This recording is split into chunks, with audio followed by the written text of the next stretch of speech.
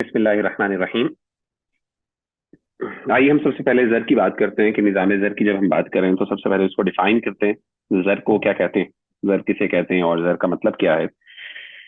आ, अगर आप इकोनॉमिस्ट को देखें और ख़ास तौर पे जो मुआशियात के माहिर हैं, वो मनी को किस तरीके से डिफाइन करते हैं। वो मनी को तीन तरीके से डिफाइन करते हैं। वो कहते हैं कि किसी भी चीज़ के अंदर अगर तीन कैरेक्टरिस्टिक्स या तीन सिफात पाई जाएं, क्वालिटीज पाई जाएं, तो उसको मनी कहा जाता है या उसको जर कहा जाता है। पहली चीज ये है कि उर्फन आला मुबादला के तौर पे इस्तेमाल होती है। यानी ट्रेडिशनली या फिर कस्टम के मुताबिक या किसी इलाके के उर्फ के मुताबिक मीडियम ऑफ एक्सचेंज उसके तौर पे वो इस्तेमाल होती हो। जैसे आपके पास करेंसी होगी, ये भी मीडियम ऑफ एक्सचेंज है, इसके जरिए आप एक्सचेंज करते हैं। इस तरीके से गोल्ड और सिल्वर है, ये भी आपके लिए मीडियम ऑफ एक्सचेंज है, आप इसके थ्रू यूज करते हो। यानी मिसाल के तौर पे एक बंदा आपसे गोल्ड लेता है और उसके एवज आपको कोई चीज दे देता है। ठीक है। इसी तरीके से कोई सिल्वर है, उसके एवज भी आपको दिया जा सकता है। इसी तरीके से चेक हो गया, ये भी आपको जो है ना, वो आप उसको मीडियम ऑफ एक्सचेंज के तौर पे यूज करते हो। यानी इसके इसको दे के आप इसके एवज कुछ ले सकते हो, मतलब ये है। ठीक है। दूसरी चीज ये है, और कदर का पैमाना भी हो, वो चीज जो है वो वैल्यू का गेज हो, यानी उसके जरिए किसी चीज की वैल्यू को भी नापा जा सके। जैसे मिसाल के तौर पे जब हम कहते हैं कि एक दिनार, तो उसकी कोई ना कोई वैल्यू है ना, उसकी कोई ना कोई वैल्यू है। मिसाल के तौर पे उसकी वैल्यू फॉर एग्जांपल इतने दिरहम है या इतने उसकी वैल्यू, यानी एक गोल्ड का जो फॉर एग्जांपल तोला है, उसकी कितनी वैल्यू है। तो उसकी वैल्यू एक मुकर्रर वैल्यू होती है, उसको नापा जा सकता है। हम ये नहीं कह सकते इसकी कोई वैल्यू नहीं है, हम इसका अंदाजा नहीं लगा सकते, क्योंकि बेशुमार ऐसी चीजें हैं जिसकी वैल्यू लगाना बड़ा मुश्किल होता है। मिसाल के तौर पे मार्केट के अंदर फॉर एग्जांपल जैसे आजकल कॉन्टैक्ट्स हैं। कॉन्टैक्ट्स यानी आपने देखा होगा कि अगर आप कोई फॉर्म वगैरह फिल करते हैं तो उसके अंदर आप अपनी डिटेल्स डालते हैं। ठीक है ना। इसके अंदर आपकी पर्सनल इन्फॉर्मेशन होती है, जिसमें आपका फोन नंबर होता है, ईमेल एड्रेस होता है, ये सारी चीजें होती है। अब आपको शायद पता है कि नहीं पता, ये चीजें बाकायदा मार्केट में बिकती हैं। और जो अच्छी ऑर्गेनाइजेशन है, बड़ी बड़ी ऑर्गेनाइजेशन है, जब भी वो कोई फॉर्म आपसे फिल करवाती है तो उसके नीचे एक नोट लिखा होता है उन्होंने कि ये जो आपसे इंफॉर्मेशन ली जा रही है, ये सिर्फ यानी इसके हम जिम्मेदार हैं, ये डाटा हमारे तक महदूद रहेगा और हम इसको सिर्फ इन मकासद के लिए इस्तेमाल करेंगे और किसी को ये बेचेंगे नहीं और ना हम किसी के साथ ये शेयर करेंगे। लेकिन कुछ ऑर्गेनाइजेशन जाहिर है इसको बाकायदा सेल भी करती हैं जाहिर है मार्केटिंग पर्पसेस के लिए। तो अब सवाल ये पैदा होता है कि ये चीज जो है, अब इसकी क्या वैल्यू है। जाहिर है वैल्यू है, क्योंकि इसके एवज लोग पैसे कमा रहे हैं। तो कितनी वैल्यू है, आप कैसे वैल्यू लगाएंगे। तो ऑब्वियसली उसको वैल्यू निकालना मुश्किल है, बल्कि इम्पॉसिबल है। ठीक है। तो ऐसी चीज होनी चाहिए जिसकी कोई ना कोई वैल्यू होनी चाहिए और वो वैल्यू मेजर की जा सके। ठीक है ना, यानी कदर का पैमाना भी हो। और तीसरी चीज क्या है, और इसके जरिए मालियत को महफूज भी किया जाता हो। यानी क्या मतलब है कि इसके पीछे यानी इसके जरिए अगर आपने अपने माल को, उस चीज के जरिए आप अपने माल को महफूज भी कर सकते हो। मिसाल के तौर पर जैसे गोल्ड है, अब आपको पता है गोल्ड की एक वैल्यू है और वो वैल्यू रिटेन करेगी। बहुत एक्सेप्शनल केसेस कभी हो सकता है, कोई बहुत ही एक्सट्रीम केसेस हो सकते हैं जहां पे गोल्ड की कोई वैल्यू खत्म हो जाए। ऐसी बात नहीं है, बल्कि क्या होता है, गोल्ड के जरिए आप वैल्यू को महफूज कर लेते हो। मिसाल के तौर पे आपके पास पैसे हैं, जैसे हम कहते हैं कि जी आपने अगर अपनी सेविंग करनी है तो आप ऐसा करें, आप गोल्ड खरीद के रखें। ठीक है।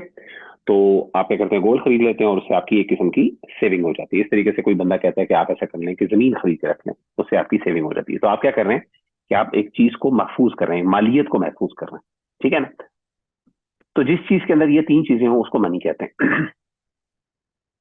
अब हम बात करते हैं करेंसी की। करेंसी क्या है, और मनी और करेंसी में, मनी के लिए अरबी जुबान में आगे बात होगी कि मनी के लिए अरबी जुबान में क्या लफ्ज इस्तेमाल होता है और इसके लिए क्या इस्तेमाल होता है। तो करेंसी जो है वो मनी की एक किस्म है, एक किस्म है। और यानी माल की एक किस्म जो है वो करेंसी की फॉर्म है। करेंसी में भी आपको पता है कि उर्फन आला मुबादला है। इसी तरीके से कदर का पैमाना, उसकी भी कोई वैल्यू होती है और उसकी वैल्यू मेजर्ड होती है। तीसरी चीज क्या है, उसके जरिए जो है मालियत को महफूज किया जाता है। ठीक है। तो ऑब्वियसली जब आप पैसे आपके पास हैं तो उस पैसे की कोई ना कोई वैल्यू तो होती है, अगरचे वो वैल्यू ऊपर नीचे होती रहती है, लेकिन बहरहाल वो वैल्यू जो है वो कुछ ना कुछ वैल्यू रहती है। और अगर आपका फॉर एग्जांपल करेंसी फट भी जाए फॉर एग्जांपल, तो आप बैंक में जाके उसका नया नोट निकलवा सकते हैं। क्यों निकलवा सकते हैं, ऑब्वियसली उसकी वैल्यू महफूज है। ये नहीं कि अगर आप वो जो है वो फट गया है तो अब वो जो है वैल्यू उसकी खत्म होगी, ऐसी बात नहीं। आप उसके जरिए अपनी वैल्यू महफूज भी कर सकते हैं, अनलेस कि वो इतना ज्यादा फट जाए कि आप उसको, उसके ऊपर से जो नंबर है, जो डिटेल्स हैं उसके ऊपर, वो भी ना आप देख सकें, तो फिर जाहिर है वो फिर जाया हो जाता है। लेकिन वैसे जनरली अगर आपके पास एक नोट मौजूद है तो आप उसके जरिए एक वैल्यू को महफूज कर सकते हैं। तो इसमें और भी बहुत सी चीजें आ जाती हैं मनी के अंदर। तो मनी जो है फॉर एग्जांपल एक कम्प्रीहेंसिव टर्म है, एक अम्ब्रेला टर्म है, जिसके अंदर यानी एक जिसे कहते हैं ना जामे इस्तिलाह है, जिसके अंदर करेंसी शामिल है। तो करेंसी उसकी एक किस्म आप शुमार कर सकते हैं, ठीक है ना। और आमतौर पे करेंसी और जर को मुतरादिफ इस्तिलाहात के तौर पे इस्तेमाल किया जाता है। यानी मनी और करेंसी को आमतौर पे यानी मुतरादिफ यानी सिनोनिमसली इस्तेमाल किया जाता है, यानी दोनों को एक ही समझ लिया जाता है, जाहिर है। तो लेकिन मनी की और भी अकसाम होती है। मनी की अकसाम सिर्फ करेंसी नहीं होती बल्कि मुख्तलिफ अकसाम हो सकती है। गोल्ड सेल्फ फॉर एग्जाम्पल, ये भी एक मनी की अकसाम किस्म है। सिल्वर एक मनी की किस्म है, ठीक है। इसी तरीके से चेक, बैंक का जो चेक है फॉर एग्जाम्पल, ये भी एक मनी की किस्म है। इनामी बॉन्ड्स जो हैं वो भी एक मनी की किस्म है। तो मुख्तलिफ अकसाम ऑलरेडी एग्जिस्ट करते हैं। तो ये थोड़ी सी एक बुनियादी बात थी। आगे चलते हैं जी। अब आते हैं जरा कि जर जो है, जो हम मनी जिसको हम कहते हैं, उसका ये तारीख क्या है। ये तारीख छोटी सी आपके साथ मैं शेयर करना चाहता हूँ, और इस तारीख के साथ फिर चीज एसोसिएटेड होगी, इसके साथ हम डिस्कस करेंगे कि जो मनी है, सॉरी करेंसी है, उसकी क्या तारीख है। बेसिकली जर और मनी ऑलमोस्ट सारे इंटरलिंक्ड है एक दूसरे के साथ। तो आइए हम इस पे बात करते हैं। तो इब्तिदा में लोग सामान के बदले सामान की बै किया करते थे, जिसको बार्टर सिस्टम कहा जाता था। तो ये चीज आपने सुनी होगी, बार्टर सिस्टम। बार्टर सिस्टम क्या है कि किसी के पास फॉर एग्जाम्पल चावल है, उसको आटा चाहिए तो वो चावल दे के आटा ले लो, और इस तरीके से दीगर चीजें भी। तो इसको बार्टर सिस्टम कहा करते थे। आगाज में करेंसी नहीं होती थी, और इसी चीज को ही यानी मुबादला जो था वो सामान को आपस में एक दूसरे के साथ बदला दिया यानी उसका मुबादला, सामान का मुबादला किया जाता था। कोई ऐसी चीज नहीं होती थी जिसको दे के आप उसकी जगह कोई सामान ले लें, जिस तरह करेंसी होती है, ठीक है ना। तो सामान के बदले सामान ही लिया जाता था, इसको बार्टर सिस्टम कहते थे। इसके बाद बाद चीजों को ही समन करार दिया जाने लगा। मसलन सोना और चांदी और इसके सिक्के वजूद में आए। आगाज में सोने के सिक्के वजूद में आए, जिस निजाम को उर्दू में तलाई मेयार कहते हैं, अरबी में कायदतुल ज़हब और अंग्रेजी में गोल्ड स्टैंडर्ड कहा जाता था। उसके बाद क्या हुआ, कुछ चीजों को उन्होंने मुख्तस कर दिया माल के तौर पर। उन्होंने कहा ये माल है, फॉर एग्जाम्पल जैसे सोना चांदी मनी है जिसे आप कहते हैं ना। सोना चांदी और इसके सिक्के जो है ना, पहले तो सब सिर्फ सिक्के होते थे, बाद पहले सिर्फ गोल्ड और सिल्वर होता था, लेकिन फिर बाद में सिक्के भी बनना शुरू हो गए इसके। तो सोने को इस्तेमाल करना शुरू किया सबसे पहले, चांदी से पहले गोल्ड को इस्तेमाल करना शुरू कर दिया। अगर फॉर एग्जाम्पल एक बंदे के पास कोई सामान नहीं भी है लेकिन उसके पास सोना है, तो कोई बात नहीं, आप सोना दो और आप ऐसे करो, आप सामान ले जाओ, ठीक है। तो सोने को बतौर समन के तौर पे इस्तेमाल करना शुरू कर दिया गया।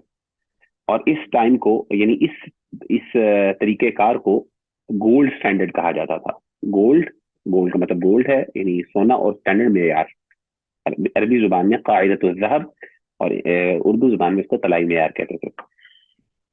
सोनों के सिक्के के साथ चांदी के सिक्के भी ढाले जाने लगे। कुछ देर बाद क्या हुआ, सबसे पहले सोने को अहमियत दी गई सबसे पहले, क्योंकि सोने की वैल्यू ज्यादा थी। उसके बाद आहिस्ता आहिस्ता सिल्वर की बात शुरू हो गई, यानी चांदी की बात शुरू हो गई, उसके भी सिक्के ढाले जाने शुरू हो गए। उसके बाद फिर दो चीजें मारूफ हो गई, सबसे पहले फिर गोल्ड और उसके बाद सिल्वर। तो आपको भी पता है कि जैसे दिनार है, दिनार गोल्ड का होता है, दिरहम सिल्वर का होता था। हमारी अगर फुकहा की किताबों के अंदर भी अगर आप जिक्र करें या देखें या हदीस की किताबों में, तो गोल्ड और सिल्वर के दो कॉइन्स हमें आमतौर पर देखने को मिलते थे। तो इस निजाम को सॉरी, इस निजाम को क्या कहा जाने लगा, इस निजाम को उर्दू में दो धाती मेयार कहने लगे। अरबी में निजाम उल मादनईन, मादनियात जो आपने सुना हुआ वर्ड, उर्दू में भी इस्तेमाल होता है, जिसको धात कहते हैं ना। और अंग्रेजी अंग्रेजी में बाई मेटालिक स्टैंडर्ड कहते हैं। जाहिर है बाई मेटालिक, बाई का मतलब दो होता है, और मेटालिक मेटल्स, और स्टैंडर्ड मेयार। तो चूंकि गोल्ड और सिल्वर इस्तेमाल होना शुरू हो गया, उसके बाद एक ऐसा दौर आया कि लोग सोने और चांदी के सिक्के सर्राफों के पास अमानत रखवा देते थे, और सर्राफ उसके वसीके के तौर पे रसीद लिख देते थे। तो वक्त जरूरत रसीद दिखाकर सर्राफ अपना वापस अपना अपना सोना वापस ले लेता था। फिर रफ्ता रफ्ता इन रसीदों से ही लोगों ने चीजों की खरीदो फरोख्त शुरू कर दी। सर्राफों ने वो सोना कर्ज पर देकर उससे सूद देना शुरू कर दिया, जिससे बैंकिंग सिस्टम का आगाज हुआ। अब जाहिर है गोल्ड और सिल्वर को उठा के फिरना जरा मुश्किल होता था, जाहिर है। पुराने जमाने में शुरू शुरू में गोल्ड को जो है ना वो उसको उसको तोला जाता था। उसकी बहुत सी वजूहत थी कि जो सिक्के थे, फॉर एग्जाम्पल, सिक्के आमतौर पे लोगों को, जाहिर है किसी बंदे को समझ तो नहीं कि अब इस सिक्के के वजन कितना है आपको, यानी अगर एक बंदा फॉर एग्जाम्पल कह रहा है ये गोल्ड ले लो उससे और ये इतने तोले का गोल्ड है और इसके वजन मुझे दे दो, अब वाकई क्या वो उतने तोले का है कि नहीं है, क्योंकि वो गोल्ड की असल वैल्यू है। ठीक है, काउंट काउंट नहीं किया जाता था, बेसिकली उसको मेजर किया जाता, उसको वे किया जाता था, यानी उसको तोला जाता था। तो मिसाल के तौर पर हम कहते हैं 1000 सिक्के, 1000 गोल्ड कॉइन्स, तो असल में उसके अंदर 1000 गोल्ड कॉइन्स, यानी 1000 इंपॉर्टेंट नहीं है, उसका वेट ज्यादा इंपॉर्टेंट है। ठीक है ना, उसकी उसका नंबर इतना इंपॉर्टेंट नहीं है, असल में उसका वजन ज्यादा इंपॉर्टेंट है। ठीक हो गया। तो होने लगा कि लोगों के लिए सामान उठा के, जरा गोल्ड भारी है, उसको उठा के ले जाना, उसके सिक्कों को, दिरहम को, और अगर आपने फॉर एग्जाम्पल बड़ी ट्रांजेक्शन करनी है और खासतौर पर अगर आप ताजिर हैं, आपने लंबा सफर करना है, तो अब आपके लिए इतना गोल्ड साथ उठा के लेके जाना, अगर आपने बहुत सी चीजों को खरीदो फरोख्त करनी है वहां पे, तो लोगों ने क्या करना शुरू किया कि मिसाल के तौर पे किसी जगह पे उन्होंने सोना दे दिया किसी सर्राफ को। सर्राफ कहते हैं ऐसे बंदे को जो, जैसे अरबी जुबान में ये जो सर्राफा इसे कहते हैं, मेरे ख्याल है मनी एक्सचेंजर को कहते हैं। उस्ताद ये जो ठीक ना। मनी एक्सचेंजर होते हैं ना हाँ, यूएई में, सर्राफा। इनको जी सर्राफ जी, कहा जाता है। और कराची में जो पुराना जो सुनारा बाजार है, वहां पे भी हर सुनारे की दुकान को सर्राफ कहा जाता था। ऐसे ही ऐसे ही मनी एक्सचेंजर। और इस तरीके से अरबी जुबान में बैंक को क्या कहते हैं बताएं। जी उस्ताद। अरबी जुबान में बैंक को क्या कहा जाता है, पता है आपको। उस्ताद वैसे तो बंक लिखा हुआ होता है, बानून का। हम्म, हो मसरफ कहते हैं, मसरफ। सकता फुसहा में कुछ और कहा मसरफ, जाता हो। मसरफ कहते हैं, मसरफ ना, मसरफ बैंक को कहते हैं अरबी जुबान में ना। तो आमतौर पर वैसे अब चूंकि गोल्ड अब तो चूंकि स्टैंडर्ड को ही इस्तेमाल करना शुरू किया जाता है, तो इस वजह से ये बात है। तो वाल सर्राफ जो थे बेसिकली, ये बेसिकली सुनारे जिसे कह सकते हैं, या फिर जिसे आप कहते हैं ना मनी एक्सचेंजर, यानी वो लोग जिनके पास जो है वो उस सोने और चांदी को महफूज किया जाता था। तो यानी पैसों को महफूज किया जाता था, या मनी को या माल को महफूज किया जाता था। और उससे क्या किया जाता था, एक रसीद ले ली जाती थी और उस रसीद को क्या करते थे जाके वो शेद करते थे और उसकी उसकी खरीदो फरोख्त शुरू हो गई। ठीक है ना। तो अब हुआ ये कि अब कई दफा जो है वो एक बंदे ने रसीदों से काम चलना शुरू हो गया। तो अब जिस बंदे के पास सोना पड़ा हुआ है, तो अब वो बंदा क्या करे उस सोने का। तो उन्होंने क्या किया कि इस सोने को कर्जे में देके, दूसरों को देके, जो सोना लेने वाले थे उनसे लेके, उन्होंने क्या किया, उस पर सूद लेना शुरू कर दिया। तो यहाँ से बेसिकली बैंकिंग सिस्टम का आगाज हुआ। बैंक भी यही करता है कि आप उसको पैसे देते हो और वो आपके पैसे से क्या करता है, उसको कर्जा देता है दूसरों को, और उससे वो इनकम जनरेट करता है, जिसको इंटरेस्ट कहते हैं या सूद कहते हैं। आगाज में हर एक को नोट यानी रसीद लिखने का हक था। जाहिर है हर बंदा उसको हक था, यानी हर सर्राफ के पास, हर जो जो आपने सुनार है, सुनियारा जिसे हम कहते हैं, गोल्ड स्मिथ कहते हैं, या फिर जो माल को महफूज करने वाला बंदा था, ये जो इस तरह का काम करता था, तो उसको हर एक के पास इस बात का हक था कि वो रसीद बना ले। वो गोल्ड लिखता था और लोगों को उस पर एतमाद होता था, वो रसीद बना के दे देता था। फिर बाद में हुकूमत ने इख्तियार लेकर मरकजी बैंक के सेंट्रल बैंक को दे दिया। तो ऐसा ऐसा, अभी जाहिर है बहुत लंबी तारीख है इसकी, तो दरमियान में मैंने मेन मेन इवेंट्स को हाईलाइट कर दिया ताकि आपके सामने मोटी मोटी तस्वीर आ जाए। तो बाद में हुकूमत ने क्या किया कि इख्तियार लेकर एक मरकजी सर्राफे को, एक मरकजी सर्राफ को दे दिया, और उस सर्राफ का क्या था, वो सेंट्रल बैंक था, जिसको सेंट्रल बैंक कहते हैं आज। तो हुकूमती इख्तियार की बुनियाद पर इसको लीगल टेंडर का नाम मिला। तो अब चूंकि हुकूमत इसको इशू करती थी और हुकूमत कहती थी कि ये सिर्फ सेंट्रल बैंक इशू कर सकता है और इसके पास सिर्फ अथॉरिटी, और कोई इशू इशू नहीं कर सकता, तो उसको फिर लीगल टेंडर कहना शुरू कर दिया गया। उसका एक लीगल ना, एक ऑथराइज जो है, एक जो है वो रसीद होती थी, उसका नाम उन्होंने लीगल टेंडर रखा। अब आते हैं करेंसी की तारीफ। ये तो मोटी मोटी थी मुख्तलिफ लीगल टेंडर। अब इधर से आगे करेंसी की तारीफ शुरू होती है। अब क्या हुआ, आगाज में इस बात की पाबंदी थी कि जितना सोना मौजूद हो उतने ही नोट जारी किए जाएंगे। इस निज़ाम को अरबी में काइदतु सबाइक ज़हब और अंग्रेजी में गोल्ड बुलियन स्टैंडर्ड कहते हैं। तो आगाज में जाहिर है, जैसे कि मैंने आपको बताया कि सर्राफ क्या करता था, उसकी रसीद देता था, तो बेसिकली असल में उस रसीद की अपनी कोई वैल्यू नहीं होती थी, उसके पीछे गोल्ड होता था। तो आगाज में जितना गोल्ड होता था उसी के ही मुताबिक ही नोट जारी किया जाता था। और इस यानी गोल्ड की बेसिकली वो नोट जो होता था, करेंसी होती थी, जो एक नोट होता था वो बेसिकली उसकी जो गोल्ड है उसके पीछे जो उसकी पुष्प गोल्ड होता था उसकी वैल्यू बताता था। एक उसका सर्टिफिकेट होता था छोटा सा। इसको क्या कहते थे अरबी जुबान में? कायदतुस सबाइक ज़हब, और इंग्लिश में इसको गोल्ड बुलियन स्टैंडर्ड कहते हैं। बुलियन का मतलब होता है रॉ चीज, रॉ गोल्ड को बुलियन कहते हैं, यानी ऐसी चीज जो अभी रॉ फॉर्म में हो, अभी उसको प्रोसेस ना किया हो। इसके बाद जब देखा गया कि लोग सोना लेने कम आते हैं तो नोट की पुष्ट पर सोने की शरह कम कर दी गई, यानी उसकी परसेंटेज कम कर दी गई। ऐसा नोट जिसकी पुष्ट पर 100% सोना ना हो उसको अरबी में नुकूद नुकूद सिक्का और अंग्रेजी में फिड्यूशियरी मनी कहते हैं। फिड्यूशियरी मनी कहते हैं। जरा मुश्किल है वर्ड अनाउंस करना, बहरल। तो शुरू में क्या हुआ कि लोगों ने पूरा पूरा सोना रखा, लेकिन आहिस्ता आहिस्ता लोगों ने क्या किया, सोने की मिकदार कम करना शुरू कर दी। अच्छा, बड़ी इंटरेस्टिंग बात यह है कि हमारी जो क्लासिकल स्कॉलरशिप है, जो हमारी क्लासिकल स्कॉलरशिप का मतलब ये है कि हमारे फुकाहा हैं, अगर आप उनकी किताबों का मुताला करें या तारीख को देखें, अपनी करेंसी की तारीख को देखें, और खासतौर पर फिक्र के अंदर, तो आपको ये नजर आता है कि हमारे जो है ना इस्लामी तारीख में भी ऐसा हुआ था कि हमारे जो गोल्ड कॉइन्स होते थे, आई मीन सॉरी, जो हमारे कॉइन्स होते थे जो मुख्तलिफ मेटल्स के, पहले तो शुरू में गोल्ड और सिल्वर होते थे, बाद में और भी चीजें उन्होंने डालना शुरू कर दी, कॉपर वगैरह की भी डालना शुरू कर दी। तो जब इन चीजों की उन्होंने कॉइन्स डाले तो उसके अंदर भी आहिस्ता आहिस्ता क्या हुआ था, उसकी वैल्यू उन्होंने कम हो जाती थी। उसकी वैल्यू कम होती थी, लेकिन एक्चुअल में मार्केट में वो बिकते, यानी उनकी अपनी जो कीमत होती थी, इंट्रिंसिक वैल्यू जिसको असली कीमत कहते हैं, जैसे कहते हैं ना गोल्ड की अपनी असल कीमत, वो कम होती थी, लेकिन हकीकत में गोल्ड कॉइन की जो जो उस पर नंबर लिखा होता था उसकी वैल्यू ज्यादा बढ़ना शुरू होगी, उसको उसको मेयार बनाना शुरू कर दिया लोगों ने। तो ऐसा भी हुआ था। तो बाल कहने का मतलब है कि नोट जो था वो फायदा, नोट चल रहा था, लेकिन नोट के पीछे सोने की शरह कम कर दी गई, लेकिन नोट की हैसियत हो गई। तो इसका मतलब ये कि आहिस्ता आहिस्ता उन्होंने क्या किया, गोल्ड कम, ये नहीं कि अचानक गोल्ड था पहले पूरा का पूरा और फिर अचानक गोल्ड खत्म कर दी, आहिस्ता आहिस्ता पहले उसकी शरह कम कर दी। फिर सोने की शरम शरह कम होते होते सिफर रह गई, बिल्कुल खत्म हो गई, और कम से कम मुल्की मामलात की हद तक नोट की पुष्ट पर सोने का वजूद जरूरी नहीं रहा। ऐसे नोटों को अरबी जुबान में अन्नुकूद रमजिया, रम्ज कहते हैं इशारे को, या फिर ऐसी ऐसी चीज जिसकी अपनी कोई हकीकत ना हो, और अंग्रेजी में टोकन मनी कहने लगे। तो मुल्की हालात के अंदर कम से come with in the country उन्होंने कहा कि इसकी जरूरत नहीं है।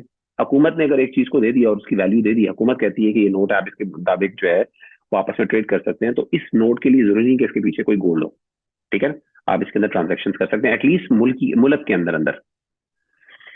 इन सिक्कों की कानूनी कीमत 100 रुपए है, मगर यानी इसका मतलब क्या है, इन सिक्कों की कानूनी कीमत 100 रुपए है, मगर इसकी जाती कीमत कुछ भी नहीं। तो सबसे पहले जब गोल्ड को खत्म किया गया तो वो विद इन द कंट्री उसको खत्म किया गया। लेकिन इंटरनेशनली जब ट्रेड होती थी तब मुल्क क्या करते थे, तब नहीं, वो कहते थे तब वो वाला जो करेंसी, जब इंटरनेशनल ट्रेड होती थी और इंटरनेशनल जब ट्रेड की जाती थी आपस में, तब वो यही श्योर करते थे कि वो वाला पैसा हो, वो वाली करेंसी इस्तेमाल की जाए जिसके अंदर, जिसकी बुनियाद की, जिसके पीछे गोल्ड हो। लेकिन विद इन द कंट्री उन्होंने कहा कोई मसला नहीं, हम विद इन द कंट्री, मुल्क के अंदर अंदर, एक रियासत के अंदर अंदर हम ये करें। कुछ अरसे तक नुकूद रमजिया, यानी जिसे कहते हैं ना टोकन मनी, का भरम इसी तरह रहा कि बेशतर ममालिक ने अपने नोटों को, अच्छा हुआ ये कि कुछ अरसों तक फिर भरम इस तरह रहा कि बेशतर ममालिक ने अपने नोटों को डॉलर से व्यवस्था किया हुआ था कि इन नोटों के पीछे डॉलर है, और चूंकि अमेरिका ने डॉलर के बदले सोना देने का इकरार कर रखा था, इसलिए डॉलर के पीछे सोना था। और इस तरह दूसरे मुल्कों के नोट भी बिलवास्ता सोने से व्यवस्था थे।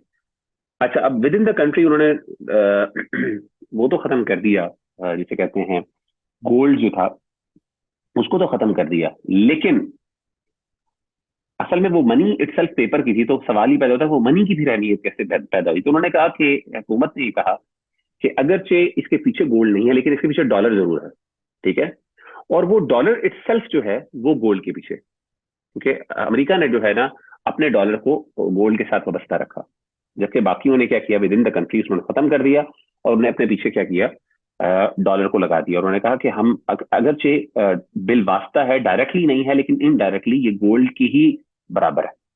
तो आगाज में ये हुआ सबसे पहले। लेकिन 1971 में, 1971 में अमेरिका ने भी सोने से डॉलर की वाबस्तगी खत्म कर दी। अमेरिका ने कहा कि जी मैं भी नहीं, क्योंकि अमेरिका ये कहता था कि मैं, आप मुझे डॉलर दो और मुझसे सोना ले लो, ठीक है ना। अमेरिका कहता था कि अगर कोई भी बंदा मुझे आके मेरा डॉलर वापस करेगा तो उसके बदले, चूंकि मेरे डॉलर के पीछे गोल्ड है, तो मैं उसको गोल्ड दे सकता हूँ। तो अमेरिका ने हामी भरी हुई थी, बाकियों ने नहीं भरी थी। तो अमेरिका की करेंसी वाकई ऐसी करेंसी थी जिसके पीछे क्या था, गोल्ड था। जिसके पीछे नाम हमने क्या पढ़ा था, नाम आपको बता सकते हैं, तो नाम था यानी वो कौन सी करेंसी थी जिसके पीछे 100% सोना हो तो उसको कहते हैं जी गोल्ड बुलियन स्टैंडर्ड। ठीक है, अमेरिका उसको फॉलो कर रहा था, लेकिन बाकियों ने नहीं किया, तो इस वजह से बाकियों की करेंसी डॉलर के ऊपर डॉलर के साथ व्यवस्था होगी। लेकिन 1971 में असल में हुआ ये था, अमेरिका ने क्या किया, अमेरिका ने कहा था कोई भी मुझसे गोल्ड मांगना चाहे तो वो मुझसे मांग सकता है, मेरे पास गोल्ड मौजूद है, क्योंकि अमेरिका के पास सबसे ज्यादा गोल्ड के जखायर मौजूद थे। हुआ ये कि अमेरिका ने, यानी ये जंग अजीम डोम जो हुई थी, ये वर्ल्ड वॉर 2 हुई थी, उसके बाद आपको पता है पूरी दुनिया के अंदर हालात बहुत खराब हो गए थे, खासतौर पर यूरोप के भी हालात बहुत ज्यादा खराब हो गए थे। तो उस वक्त क्या हुआ कि अमेरिका बहरहाल मुस्तहकम था, अमेरिका के पास अपनी जो थी वो, यानी उसके पास अभी तक गोल्ड मौजूद था। तो लोगों ने क्या किया कि डॉलर से अपने आप को वाबस्ता कर दिया और ट्रेड शुरू कर दी, इंटरनेशनल ट्रेड आपस में शुरू कर दी मुल्कों ने। अब हुआ ये था कि जाहिर है हुकूमत, उनको ये एतमाद था कि अमेरिका के पास गोल्ड है और ये डॉलर जो है वो गोल्ड की बुनियाद पर है, और उसके मुताबिक कैलकुलेशन भी ऐसी ही होती थी सारे मुताबिक, और मेजरमेंट होती थी। और अमेरिका ने दावा किया था कि कोई बंदा मुझसे डॉलर लेके गोल्ड ले सकता है, कोई भी मुल्क। तो लोगों ने, लेकिन मुल्कों ने इस चीज को इतनी अहमियत नहीं दी, लेकिन एक मुल्क था जिसने ये अहमियत दी, और वो फ्रांस था। फ्रांस ने क्या कहा, फ्रांस ने कहा कि आप मुझे गोल्ड दो, ये मैं आपको डॉलर दे रहा हूँ, आप मुझे गोल्ड दो। क्योंकि फ्रांस को अंदाजा हो गया कि असल चीज जो है ना, वो करेंसी की अहमियत नहीं है, असल चीज उस चीज की, उस धात की अहमियत है, उस मेटल की अहमियत है, उस गोल्ड की अहमियत है। तो उसने कहा कि आप ऐसा करो कि आपने चूंकि वादा किया हुआ है तो मैं आपको डॉलर देता हूँ, और आप मुझे ऐसा करो कि उसके बदले जो आपने वादा किया हुआ है वो गोल्ड दो, क्योंकि डॉलर की बुनियाद किसी पर है, गोल्ड पर है। तो 1971 में अमेरिका और फ्रांस ही फिर आपस में, उससे पहले फिर अमेरिका और फ्रांस के हालात भी आपस में लड़ाई, यानी उनके भी आपस में मामला खराब हो गए। तो अमेरिका ने समझा कि ये जब फ्रांस कर रहा है तो बाकियों को भी होश आना शुरू हो गया कि हम भी लेते हैं। तो फिर क्या हुआ, अमेरिका ने 1971 में अमेरिका ने भी सोने से डॉलर की व्यवस्था खत्म कर दी, और इस तरह अब किसी नोट के पीछे कोई सोना चांदी नहीं। अब नोट महज एक इस्तेलाही समन है, एक ऐसी चीज है जो एक इस्तेलाह है, it's just something that we have given it a value, हमने उसको एक वैल्यू दी हुई है जो कुव्वत खरीद की नुमाइंदगी करता है, और बस। तो अब नोट, कोई भी दुनिया के अंदर नोट ऐसा नहीं है जिसके पीछे कोई इंट्रिंसिक चीज हो, कोई ऐसी इंट्रिंसिक वैल्यू वाली चीज हो, कोई कीमती, यानी जिसकी अपनी कोई वैल्यू हो, उस चीज वो ऐसी चीज हो। बस क्या है, कुव्वत खरीद का नाम है कि ये एक कुव्वत खरीद है। अभी आगे इस चीज से मुतालिक और भी डिस्कशन होगी, आप जरा अपने हौसला रखें, अगर आपको कोई सवाल वगैरह है तो इंशाल्लाह उसको भी हम देख लेंगे, लेकिन अभी आप इसको जरा एक बार गुजार लें, क्योंकि जनरल सी तारीख है, इसमें बहुत सी डिटेल्स हैं, इंशाल्लाह वो आप डिटेल्स खुद भी पढ़ सकते हैं। मौजूदा दौर में जिस तरह बाकी अजनास का कोई रेट तय नहीं होता, बल्कि आजाद बाजार में खुद ही सप्लाई और डिमांड की बुनियाद पर रेट तय किया जाता है, ऐसे ही करेंसी के रेट को भी खुले बाजार पे छोड़ दिया जाता है।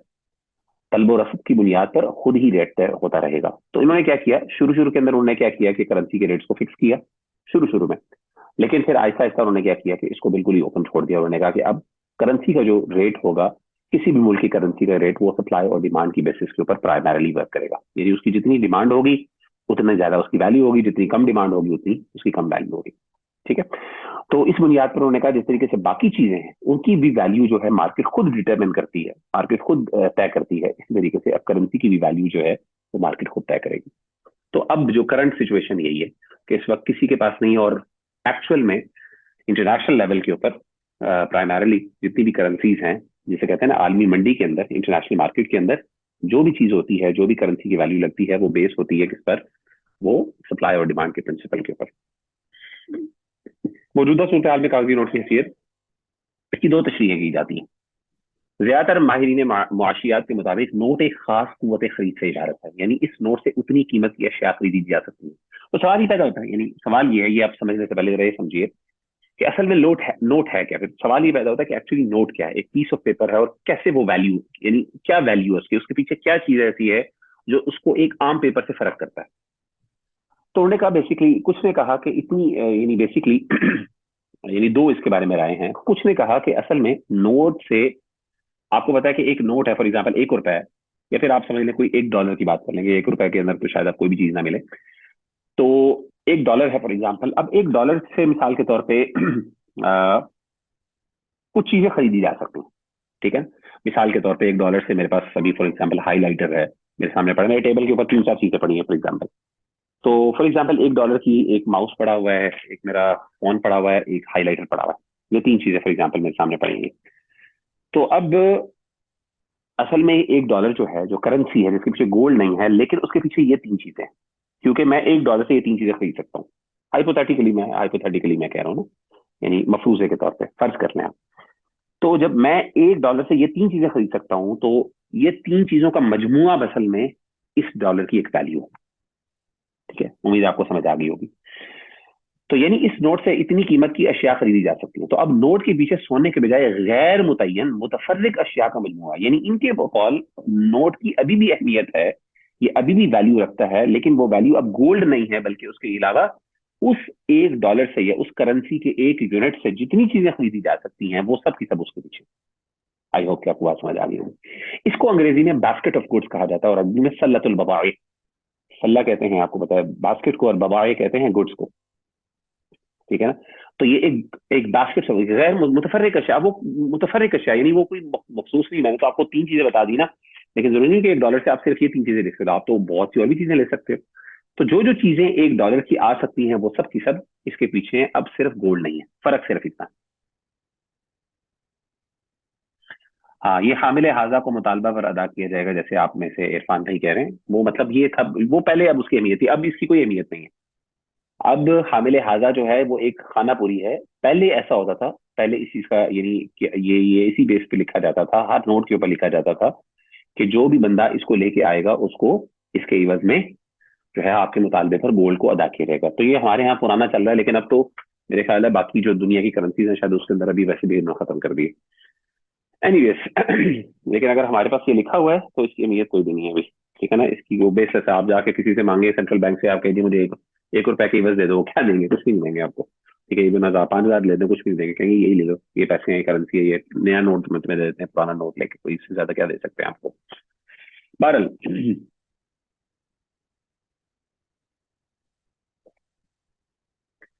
अच्छा जी, दूसरी तशरीह ये है कि नोट को ज़र इस्तिलाही, अच्छा दूसरी राय क्या है, दूसरी तशरीह ये है कि नोट को ज़र इस्तिलाही और समन उर्फी तक करार दे दिया गया। यानी अगरचे कागज की जाती कोई वैल्यू नहीं है, कदर नहीं है, लेकिन इस्तिलाहन इसको एक मखसूस माली का आला तबादला करार दे दिया गया। हाँ, तो दो राय हैं। तो कुछ लोग कहते हैं कि अभी भी नोट के पीछे गोल्ड नहीं है, लेकिन वो बास्केट ऑफ गुड्स है। अच्छा, ये इंपॉर्टेंट है, ये जानना इसलिए इंपॉर्टेंट है क्योंकि फिक्ही आरा का इस पर असर होता है। यानी फिक्ही आरा की जिन उलमा की है, जिन लोगों की ये राय है, उनकी उनके लिए फिर जो है ना फिक्ही मामलात के अंदर जब वो फिक्ही जो अहकाम है उनमें कुछ इसका असर होगा, आगे जाके आपको थोड़ा बहुत अंदाजा होगा इस बात का। तो लेकिन कुछ के नजदीक क्या है, उन्होंने कहा ये एक इस्तिलाही चीज है, एक उर्फी चीज है, यानी समथिंग जिसको इंसानों ने कोई ना कोई वैल्यू दे दी है। अब जब इंसान ने इसको वैल्यू दे दी है, आप मान लिए, तो आप इसको बस एक एक उर्फी, यानी अगरचे इसकी जाती कोई वैल्यू नहीं, हकीकी कोई वैल्यू नहीं है, लेकिन चूंकि उर्फ के अंदर इसको एक वैल्यू दे दी गई है, तो अब इसको हम वैल्यू कंसिडर किया जाएगा। तो ये एक उर्फी समन है, समन उर्फी जिसे कह सकते हैं, या फिर जर्रे इस्तिलाही, यानी एक इस्तिलाही, एक फिगरेटिव किस्म की, या एक जिसे कहते हैं ना इस्तिलाही तौर पर ये मनी है। आपको पता है कि मनी के लिए जरूरी है कि वो उसकी अपनी कोई वैल्यू हो, लेकिन ये उन्होंने कहा कि ये एक इस्तिलाही पैसा है। तो हकीकत हकीकत में अगर आप देखें, कागजी नोट एक्चुअली में मनी में नहीं आता। अच्छा, असल में वो माल नहीं है एक्चुअल में, हकीकत में। लेकिन एक चीज उसको माल बनाती है, वो क्या है? वो उर्फ है। ठीक है ना, क्योंकि उर्फ के अंदर उसको माल तस्लीम कर लिया गया, वरना एक्चुअल में अगर आप प्योर इकोनॉमिक परस्पेक्टिव से देखें तो वो माल नहीं है। हाँ, पहले गुड होता था, तो पहले गोल्ड होता था उसके पीछे, तो फिर वो माल बनता है। या फिर बास्केट ऑफ गुड्स अगर आप कहें, तो एक गैर मुतय्यन, एक मुतफर्रिक अशिया का मजमुआ, जो कि वैसे ये भी अजीब सी बात है, लेकिन बहरहाल चले आप इसको भी मान सकते हैं। तो फिर कोई ना कोई वैल्यू है, वरना इसकी कोई हकीकत में वैल्यू, तो एक्चुअल में करेंसी जो है हकीकी तौर पे वो मनी नहीं है, वो माल नहीं है। लेकिन उसको क्या चीज माल बनाती है? वो उर्फ बनाता है। तो यहाँ पे फिर ये डिस्कशन भी शुरू हो जाएगी कि जो क्रिप्टो करेंसी आजकल है, क्रिप्टो करेंसी की क्या हैसियत है, सवाल ये पैदा होता है। तो जिन जिन लोगों के लिए, जिन उलमा के नजदीक नोट की हैसियत ठीक है शरीयत एतबार से, और नोट काबिल कबूल है, और उनके अंदर उनके नजदीक माल असल में वो चीज है जिसको उर्फ कहे कि ये माल है, जिसको तस्लीम कर लिया जाए एक इलाके के लोगों के तरफ से, ये पूरी दुनिया के अंदर एक माल के तौर पर तस्लीम कर दिया जाए, तो वो जो है, अगर उसको माल कहते हैं, तो उन उलमा के नजदीक फिर क्रिप्टो करेंसी भी एक माल है। उनके नजदीक उसके अंदर भी उसको भी लेना, खरीदना, बेचना जायज है। लेकिन जिन उलमा के नजदीक वो माल नहीं है, इवन ये मनी भी माल नहीं है, ये नोट माल नहीं है, तो उन उलमा के नजदीक जो है वो क्रिप्टो करेंसी भी इस्तेमाल नहीं बनेगी। जाहिर है, जो ये चीज माल नहीं बन रही तो क्रिप्टो करेंसी तो उसके अंदर तो सफा भी इस्तेमाल नहीं होता, उसके अंदर तो कागज भी नहीं लगता, उसकी तो बिल्कुल भी कोई वैल्यू नहीं है। ठीक है ना। तो असल में ये यही बहस है क्रिप्टो करेंसी के अंदर, जो फुकहा के अंदर जो इख्तलाफ आया जाता है वो यही है कि असल में माल की तारीफ क्या है, माल किस चीज को कहते हैं। तो अगर माल की तारीफ के अंदर जो उलमा कुछ कंडीशंस बयान करते हैं, अगर वो इस्तिलाह के तौर पे पूरी हो जाती हैं तो इसका मतलब है ठीक है, अगर नहीं तो फिर नहीं। इस हवाले से मैं आप सबको कहूंगा इंशाल्लाह कि अ, एक मेरा इसमें ना एक प्रोग्राम है, मैं आपके साथ शेयर कर दूंगा इंशाल्लाह, डॉक्टर हाफिज मोहम्मद जुबैर साहब के साथ। माशाल्लाह आलिम आदमी है, उन्होंने उनके साथ मेरा इस पर डिटेल एक डिस्कशन है क्रिप्टो करेंसी के ऊपर, आप उसको देखिएगा। उसके अंदर उन्होंने माल की तारीफ वगैरह बताई है और उसमें हमने मतलब डिटेल में डिस्कस किया, तो आप उसको इंशाल्लाह देख सकते हैं, तो उस पर आपको पता चलेगा। जी जी मिस्टर नौरीन, अस्सलामुअलैकुम। आप बताएं। वालेकुम अस्सलाम व रहमतुल्लाहि व बरकातहू। जी। सर मेरे जहन में ये ख्याल आ रहा था कि जैसे अब जाहिर है उन्होंने कहा है तो हम इसको माल तस्लीम भी कर रहे हैं ना, चाहे वो उर्फी हिस्सा, हम्म हम्म लेकिन जिस तरीके से कोरोना के दिनों में पूरी दुनिया को एक एजेंडे पे वो लेकर आए थे और सारी चीजें बंद हो गई थी, अगर किसी वक्त उनके जहन में ये ख्याल आए हम्म कि नोट को जो हम्म है ना हम कालाधन करार देंगे, तो फिर क्या बनेगा। एक कोरोना ने पूरी दुनिया को हिला के रख दिया था हर लिहाज से, और मजबूर हो गए थे वो सब कुछ करने के लिए जैसा वहां से कहा जाता था। तो ये तो उससे भी ज्यादा खतरनाक बात हो जाएगी। एग्जैक्टली एग्जैक्टली, यही बात है, यही तो मसला है। आपको पता है मामर कजाफी के साथ क्या हुआ था? मामर कजाफी और ये जो लोग थे जिनको मारा गया था, उनके साथ क्या हुआ था कि वो यही चाह रहे थे कि वो दोबारा चाह रहे थे कि मुसलमान क्या करें, मुसलमान अपनी जो है ना एक माले जर का निजाम बनाए, एक सॉरी निजाम जर बनाए, सॉरी। और वो चाह रहे थे कि गोल्ड के ऊपर दोबारा लाया जाए, इस जो पैसा है उसके पीछे एक वैल्यू, एक ऐसी चीज लगाई जाए, या फिर हम उसके अंदर ट्रेड करें, जिस चीज के अंदर, या तो गोल्ड के अंदर ट्रेड करें या किस तरीके से मामलात करें कि जिस चीज की अपनी कोई वैल्यू हो। क्योंकि ये तो अब कुछ भी नहीं है, तो मतलब एग्जैक्टली, बल्कि अब आप देखें कि दुनिया के अंदर अब ज्यादातर ट्रांजैक्शन किस तरह हो रही है, वो बैंक्स के थ्रू हो रही है, तो पैसा भी, नोट भी खत्म कर दिया उन्होंने एक किस्म का ना, नोट भी ऑब्सोलीट हो गया। मैं खुद यकीन करें, हमारा तो वैसे पैसा भी बहुत अच्छा, बड़ी इंटरेस्टिंग बात ये, जिस मुल्क की करेंसी बहुत ज्यादा डिवैल्यू हो जाती है वो मजबूर हो जाते हैं बैंक्स के थ्रू ट्रांजेक्शन करने में।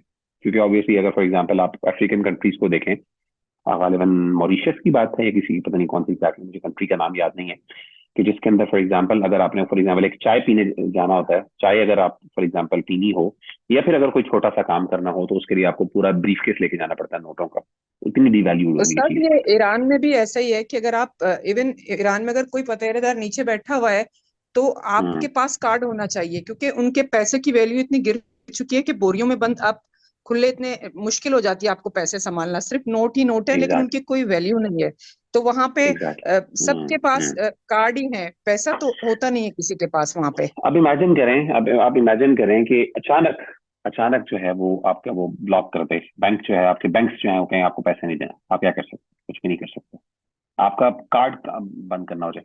आपको पता है कि एक बंदा है खानिये वेस्ट, शायद आपको पता हो खानिये वेस्ट, एक म्यूजिशियन है अमेरिका के अंदर, ब्लैक अमेरिकन है, नीग्रो, तो अफ्रीकन अमेरिकन, तो बहुत वन ऑफ द रिचेस्ट, आप समझ लें कि one of the richest celebrities of US, United states, वो है बंदा।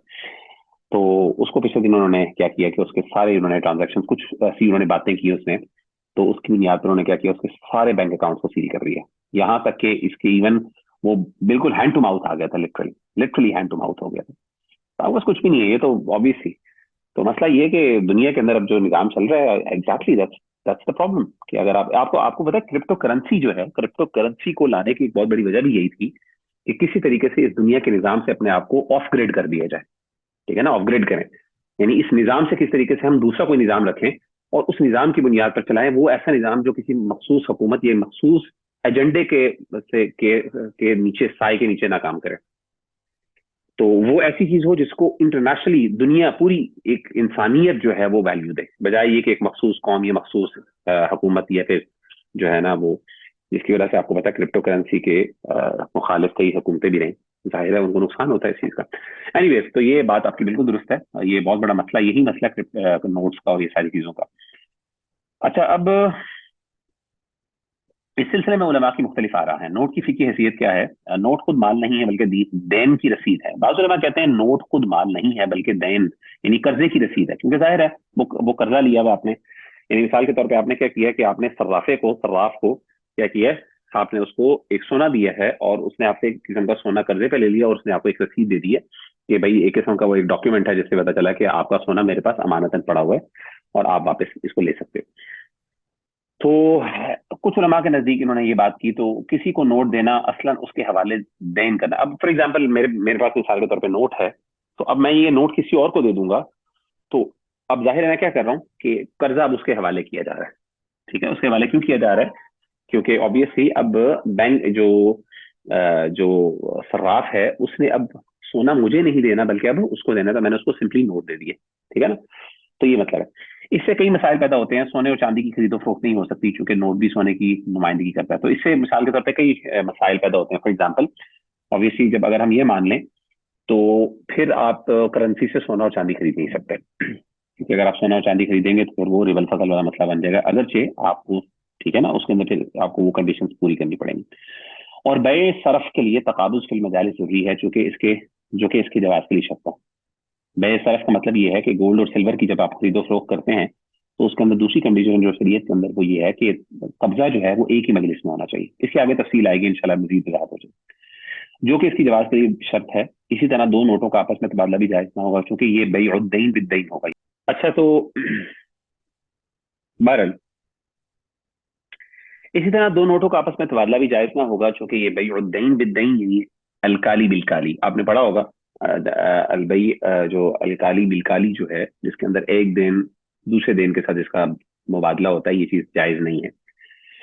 ये नुक्ता नजर एक जमाने में ठीक था पर अब नहीं, चूंकि अब करेंसी के पीछे सोना नहीं है। तो मतलब अब जबरदस्ती आप एक करेंसी को सोना नहीं उसके पीछे लगा सकते। यानी अगर आप समझें कि आज जबरदस्ती आप कहें अगर से नोट के पीछे कोई सोना है ही नहीं और ना आपको कभी मिल सकता है, तो आप उसको अगर ये कहें कि नहीं आज भी सोना है और आपको उसके मुताबिक ट्रीट करना है, तो उसके मुताबिक फिर आप अननेसेसरीली अपने ऊपर एक फिकी बाज ऐसी मुश्किलात अपने ऊपर लागू कर रहे हैं जो कि मेरा ख्याल है दुरुस्त नहीं है। ठीक है ना? या तो आप कहेंगे मैं इस निज़ाम को मानता ही नहीं, आप कोई निज़ाम को कोई और क्रिएट करें, लेकिन जब आप इस निज़ाम के अंदर फंस चुके हैं तो अब आप कहें जी नहीं नोट को मैं नोट जो समझता हूँ उसी तरह नोट होगा, नहीं ऐसी बात नहीं है। नोट को अब जाहिर उसके पीछे सोना है ही नहीं तो आप कैसे उसको कबूल कर सकते हैं? कहेंगे नहीं जी इसके पीछे असल में सोना है और फिर आप सारे अहकाम फिकी अहकाम उसके मुताबिक करें, तो जाहिर है वो ठीक नहीं होगा फिर बाद में। तो ये राय एक जमाने में ठीक थी, लेकिन ये तब ठीक था जब ऑब्वियसली इसके पीछे सोना था, तब आप ये बहसें मौजूद थी, ऑब्वियसली तब ये बहस मौजूद थी कि फॉर एग्जाम्पल क्या आप नोट के बदले सोना खरीद सकते हैं। फॉर एग्जाम्पल मिसाल के तौर पे अगर एक नोट के पीछे 100 तोला यानी 5 तोले सोना है फॉर एग्जाम्पल एक नोट के पीछे, तो क्या आप 6 तोले सोना उसके जरिए खरीद सकते हैं? ऑब्वियसली वो रिबल फसल बन जाएगा, फिर ये बहस तब मौजूद हो। नहीं खरीद सकते, आपको इक्वल अमाउंट रखनी चाहिए। ठीक है, तो लेकिन अब ये बहस जाहिर बेकार है। अक्सर उलमा अरब की राय ये है कि नोट जहब और फिद्दा के कायम मुकाम है, यानी जो अहकाम सोने और चांदी के हैं वही नोटों के हैं। इसकी वजह यह है कि सोना चांदी तो अब आला तबादला नहीं रहा और इसकी जगह अब नोटों ने ले ली है, लिहाजा जक़ात बे और रिबा वगैरह के तमाम मसाइल में नोटों का हुक्म सोने और चांदी वाला ही होगा।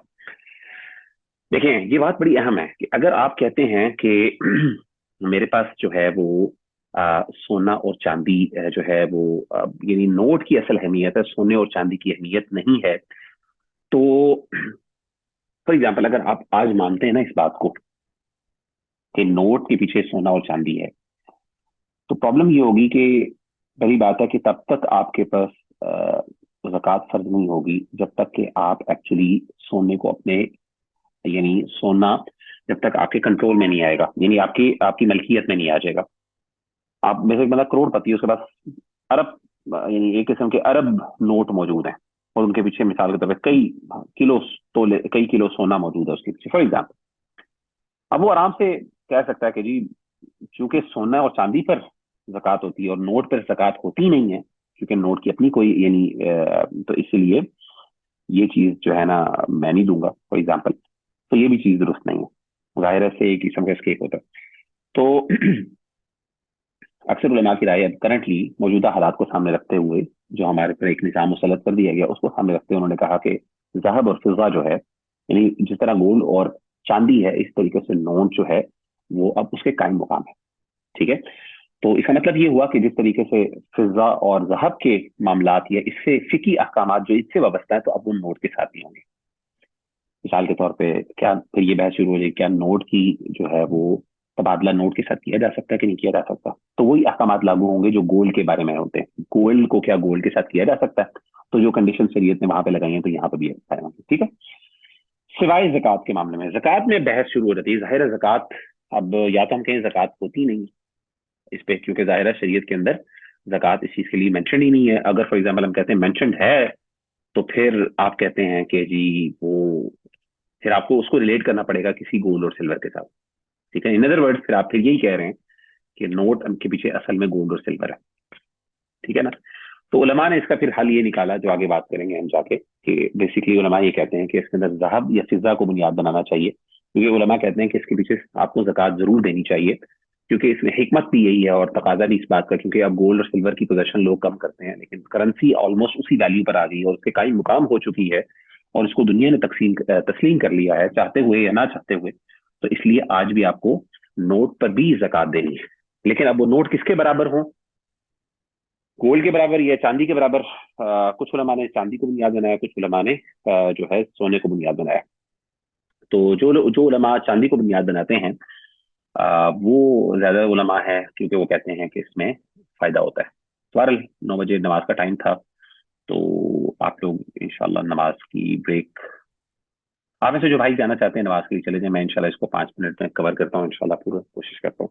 तो आप में से जो जा सकते हैं वो साथ इंशाल्लाह फिर आप इसका लिंक में थोड़ा सा सुन लीजिएगा इस लेक्चर को, क्योंकि ईशा की नमाज है, इसलिए थोड़ा सा मैं असल में जहाँ पे ऑफिस में हूँ यहाँ पे थोड़ी सी नमाज हमारी लेट होती है, क्योंकि हमारे पास आजकल 9:15 नमाज हो रही है यहाँ पे, तो मुझे थोड़ा सा फायदा है। तो लेकिन जिन भाइयों की नमाज का मतलब वो जा सकते हैं इंशाल्लाह। ठीक है।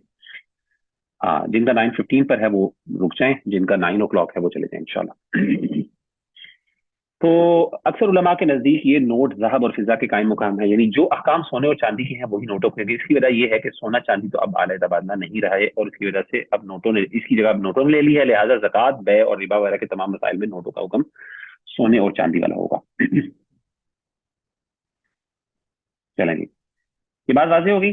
ठीक है ना। तो ऑब्वियसली ये चीज ज्यादा अक्सर उलमाए अरब की राय ये है, तो मतलब यही बात ज्यादा सेंसिबल भी बनती है, क्योंकि जाहिर है एक्चुअल में ये हो रहा है, तो आप इसको डिनाई नहीं कर सकते। अगर से इसमें नुकसान है, ऑब्वियसली इसको कबूल करने में बड़े मसाइल हैं, लेकिन हमारे पास कोई ऑप्शन नहीं है। लेकिन हम इस निज़ाम के मुसल्लत, हमारे ऊपर मुसल्लत कर दिए गए निज़ाम ना, तो अभी हमें मानना पड़ेगा इसको। और अगर आप नहीं मानेंगे, अगर आप कहेंगे नहीं नहीं इसमें असल में यानी असल, फिर यानी अगर आप ये कहें कि असल वैल्यू, असल पैसा या मनी, पैसा तो नहीं कहना चाहिए, वर्ड इस्तेमाल करना चाहिए माल, असल माल यानी मनी जिसे कहते हैं हम, या जर जिसे कहते हैं, वो असल में ज़हब और फिजा है, नोट नहीं है, तो इसका मतलब है फिर इसके लिए ज़कात भी नहीं होगी। ठीक है ना। और फिर इसके अंदर वो रिबा वगैरह के मामला भी नहीं होंगे, क्योंकि माल वाली चीज है ही नहीं, ये वैल्यूबल चीज है ही नहीं। लेकिन हकीकत में ऐसी बात नहीं है, आपको पता है कि इससे इससे सब कुछ होता है, ये माल है, इससे आप फायदा उठाते हैं, आप इसमें यानी आप इसे हर चीज खरीद सकते हैं, आले तबादला है बिल्कुल। तो इट डजंट मेक सेंस। ठीक है। आगे चलते हैं। बै सरफ यानी नकदी का बाहमी तबादला करना चाहिए। अब थोड़ा सा टेक्निकल चीजों की तरफ आते हैं। अगर इस चीज को जरा, दो चीजें बताना है कि फॉर एग्जाम्पल करेंसी की आपस में तबादला, जब हमने कह दिया कि करेंसी, तो सबसे पहली बात ये हुई कि करेंसी पर जक़ात की बात। ठीक है ना। करेंसी पर क्या, मुझे इस पर स्लाइड ऐड करनी चाहिए थी, मैंने नहीं की, मुझे भूल के मेरे दिन से निकल गया। वाल मैं जल्दी से आपको बता देता हूँ मोटा मोटा, कि जब हमने कहा कि अब करेंसी जो है वो उसकी जो है वो कायम मकाम है ज़हब और फिज़्ज़ा के, तो फिर ज़कात के मामले में, तो ज़कात के बारे में मैंने कहा ये ज़कात का मामला थोड़ा डिफरेंट है, बाकी मामले को उलमा ने इसी तरीके से हल किया। यानी आप समझ लें कि आप जहां जहां ज़हब और फिज़्ज़ा है शरीयत के अंदर, वहां पे आप करेंसी रख लें और वही अहकामात है, वही डिस्कशन आप करें। ठीक है ना।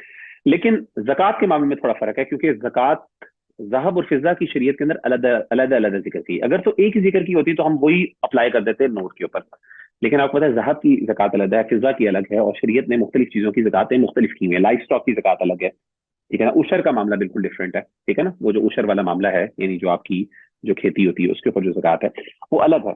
तो चूंकि वो मामला अलग हैं, तो अब मसला ये बन रहा है कि ज़हब और फिज़्ज़ा दो अलग अलग ज़कात हैं, हालांकि ये दोनों एक माल, माल के अंदर दोनों मुश्तरक है, माल की डेफिनेशन के अंदर दोनों शामिल है। तो अब नोट का क्या करें? नोट को या तो हम ज़कात कोई ना कोई हिस्सा देना पड़ेगा ज़कात का, या फिर हम इसको कह दें कि जी इस पे ज़कात लागू नहीं होती। लेकिन ज़कात लागू ना करना वो ठीक नहीं है, क्योंकि बहरहाल ये अब माल के कायम मुकाम है। तो अब इसको ज़हब या फिज़ा के साथ रिलेट करें, तो इसके बारे में जैसे मैंने आपको बताया कि बाज़ उलमा ने ज़हब के साथ किया, गोल्ड के साथ किया, कि यानी अगर आपके पास उतना गोल्ड है, यानी जिसे हम जिसे कहते हैं ना 7.5 तोले सोना, तो अगर आप बस उतना जो निसाब के बराबर पहुंच जाता है कि उसकी बुनियाद पर आप पर ज़कात फर्ज होती है गोल्ड पर, तो आपको अगर उतना पैसा है, अगर आपके पास उतने रुपए हैं, तो आप उसको जो है ना वो जिसे कहते हैं, आप उसके मुताबिक क्या करें, ज़कात दे दें। अच्छा, इन उलमा की दलील क्या है? इन उलमा की दलील बुनियादी तौर पर इन्होंने ज़हब को क्यों बुनियाद बनाया, फिज़्ज़ा को क्यों बुनियाद बनाया, चांदी को? उन्होंने कहा असल में क्योंकि पहले शुरू शुरू में ज़हब इसकी बुनियाद था, चांदी इसकी बुनियाद नहीं थी, नोट की, गोल्ड की बुनियाद रहा। तो इसीलिए आज भी अगर हमने मेयार मुकर्रर करना है और निसाब मुकर्रर करना है, तो हमें गोल्ड को देखना पड़ेगा कि गोल्ड की वैल्यू, क्योंकि आपको पता है गोल्ड की वैल्यू, यानी अगर आप गोल्ड को बुनियाद बनाएंगे तो आपको ज़कात जाहिर है यानी ज़कात यानी कम लोगों को देनी पड़ती है। और अगर आप चांदी को बुनियाद बनाए तो ज़कात ज्यादा लोगों को देनी पड़ती है, क्योंकि चांदी की कीमत जाहिर है कम है, गोल्ड की ज्यादा है। तो अनलेस अनटिल एक बंदे के पास उतना उतना पैसा है कि वो गोल्ड के स्टैंडर्ड तक पहुंच सके, गोल्ड के मेयार तक, ज़हब के मेयार तक पहुंच सके, निसाब के तो फिर वो कर सकता है। तो ये मतलब ये बात वाज़ेह है, आपको उम्मीद है इसमें कोई मसला नहीं होगा। बहरहाल, लेकिन कुछ उलमा जो हैं, जैसे अरब उलमा है, मैं उनके फतावा पढ़ रहा था, तो उनके नजदीक उन्होंने कहा कि आप इसको चांदी के साथ एसोसिएट करें। उसकी वजह यह है कि इसमें खैर ज्यादा है, क्योंकि ज्यादा लोग चांदी देंगे। तो उन्होंने बेसिकली मसलहत को और हिकमत को बुनियाद बनाया। उन्होंने कहा कि हिकमत ज्यादा है, इसमें फायदा ज्यादा है, अवाम का फायदा ज्यादा है, और इसमें ज़ाहिर लोग जो है वो खैरात और सदका ज्यादा देंगे, ज़ाहिर ज़कात जब ज्यादा लोग देंगे तो उससे अवाम को फायदा होगा। तो उन्होंने जिसे कहते हैं ना अवामी मसलहतुल आमा जिसे हम कहते हैं, उसको बुनियाद बनाते हुए उन्होंने कहा कि हम चांदी को बुनियाद बनाए। तो कई अरब उलमा जो हैं, बड़े बड़े उलमा, शेख बिन बाज वगैरह, इस तरह के बड़े बड़े उलमा ने क्या किया कि इसकी राय ये दी। बहरहाल हमारे पाकिस्तान में, पाको हिंद के अंदर आमतौर पे जो उलमा हैं, वो मैंने देखा है जहाँ तक, बहरहाल वो गोल्ड को बनाते हैं। मेरा ख्याल है अहनाफ के यहाँ शायद, अहनाफ को मुझे एग्जैक्टली राय नहीं पता, लेकिन बार हमारे यहाँ पाकिस्तान में जो आमतौर पे, जो मैंने अपने साथी से सुनी और जो हम आमतौर पे मैं भी फॉलो ही करता हूँ, वो गोल्ड को ही करते हैं। बहुत सी वजूहत हैं उसकी, बाल ये अलग डिस्कशन है, बहस है कि इसको बनाना चाहिए कि नहीं। अच्छा, अहनाफ के यहाँ भी राय। वैसे मुझे लगता है मुफ्ती तकी उस्मानी साहब के नजदीक जो है ना सिल्वर है। हाँ, ये एग्जैक्टली सिल्वर ही है, बिल्कुल ठीक कह रहे हैं गौहर भाई, उनके यहाँ भी सिल्वर ही है। क्योंकि मैं उनकी राय पढ़ रहा था, मुझे याद पड़ता है, तो उन्होंने भी सिल्वर को ही बुनियाद बनाया, क्योंकि और उनका भी आर्ग्यूमेंट यही है कि जी इसमें खैर है। एनीवेज, आगे चलते हैं। तो अब आते हैं कि जी क्या नकदी का बाहमी तबादला करना ठीक है कि नहीं। मिसाल के तौर पे करेंसी जो एक्सचेंज करते हैं उसकी बहस है असल में, उसको। तो बे सरफ इसे कहते हैं, बे सरफ, यानी नकदी का बाहमी तबादला करना। अच्छा, जिन्स मुत्तहिद हो या मुख्तलिफ हो, इस बारे में क्या समरी मैंने आपके सामने जिक्र की है। बे सरफ की मुख्तलिफ सूरतों की तफसील हद से झेल है। जब किसी करेंसी की बे हम जिन्स करेंसी के साथ की जाए, मतलब सोने की सोने के साथ बे हो, ये चांदी की चांदी के साथ, या नकदी नोटों की बे हो जो एक ही मुल्क के हो, मसलन डॉलर की बे डॉलर से, या सऊदी रियाल की तबादला सऊदी रियाल से, तो जरूरी है दो कंडीशन का, दोनों तरफ से मिकदार बराबर हो और मजलिस में लेन देन, यानी एक ही मजलिस के अंदर लेन देन। ये दो कंडीशन है, जैसे कि हदीस में है ना, अज़्ज़हबु बिज़्ज़हब वल फिद्दतु बिल फिद्दा, जो हदीस जो आमतौर पे यानी जो रिबल फजल के लिए जो हदीस कोट की जाती है, वालिबत सही बुखारी या सही मुस्लिम के अंदर है, तो उसके अंदर दो कंडीशन जिक्र की गई है। पहली चीज कि अगर जिन्स एक है, अगर जिन्स एक है तो उसके लिए जरूरी है कि मिकदार भी बराबर हो और इसी तरीके से एक ही मजलिस के अंदर लेन देन। ठीक है ना, तो ये बुनियाद है।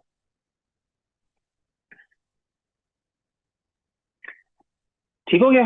तो ये दो चीजें हो गई। तो इसके अंदर दो चीजें हैं, ठीक है।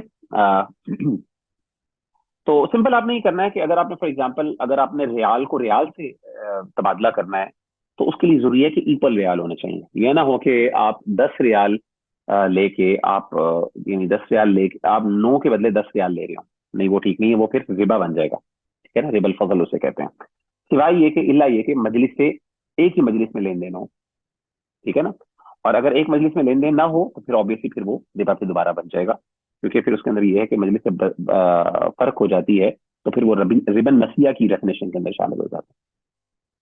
अगर एक मुल्क की करेंसी का तबादला किसी दूसरे मुल्क की करेंसी के साथ हो, या जिन्स और किस्म तब्दील हो गई, मसलन सऊदी रियाल का तबादला अमरीकी डॉलर से होने होने लगे, या सोने का लेन देन चांदी के एवज में हो, तो मजलिस में नकद लेन देन कब्जा जरूरी है, अलबत्ता जिन्सों में कमी बेशी जायज है। तो अगर फॉर एग्जाम्पल जिन्स बदल गई है, तो मजलिस जो है तकाबुद फिल मजलिस जैसे मैंने पहले जिक्र किया था उसका होना जरूरी है, बाकी उसके अलावा जायज है। फॉर एग्जाम्पल एक बंदा है वो रियाल के इवज या ये पाकिस्तानी करेंसी है उसके पास, वो डॉलर अमेरिका जाना चाह रहा है, तो वो मनी एक्सचेंजर के पास जाता है और जाके क्या करता है, उसको रुपए देता है और उसके इवज डॉलर ले लेता है, खरीद लेता है।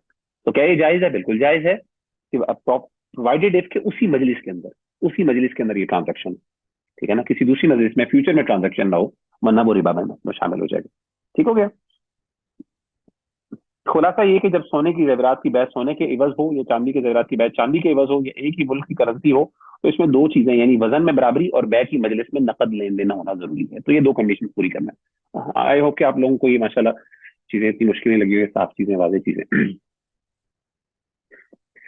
अब एक और जो पॉइंट मैंने डिस्कस करना है। अच्छा, आज हमने 3 पॉइंट्स डिस्कस की। एक मैंने आपको मोटी मोटी तारीफ बताई जर की और उसकी डेफिनेशन हमने सबसे पहले पढ़ी, फिर हमने उसकी तारीख थोड़ी सी देखी, फिर हमने जो है नोट की फिकी हैसियत को देखा, और अब हमने उसके बाद फिर ज़कात की डिस्कशन की कि ज़कात से मुताल्लिक क्या मामला है, और उसके बाद हमने डिस्कशन ये की कि इनका आपस में जो बाहमी जो करेंसी एक्सचेंज है उसका, और तीसरी चीज जो खास तौर पे वो ये है कि अगर फॉर एग्जांपल किसी बंदे ने कर्जा दिया हो तो बाद में जो वैल्यू इन्फ्लेशन होती है या डिवैल्यू होती है, यानी इन्फ्लेशन जिसे हम कहते हैं, जिसमें डिवैल्यू हो जाती है करेंसी, या फिर इस तरीके से बाज़ औक़ात वैल्यू अप्रिशिएट भी कर जाती है, बढ़ भी जाती है, तो उस सिलसिले में क्या किया जाएगा, क्योंकि ये आमतौर पर हमसे मुताल्लिका मसाइल हैं, तो आपको पता होना चाहिए इंशाल्लाह।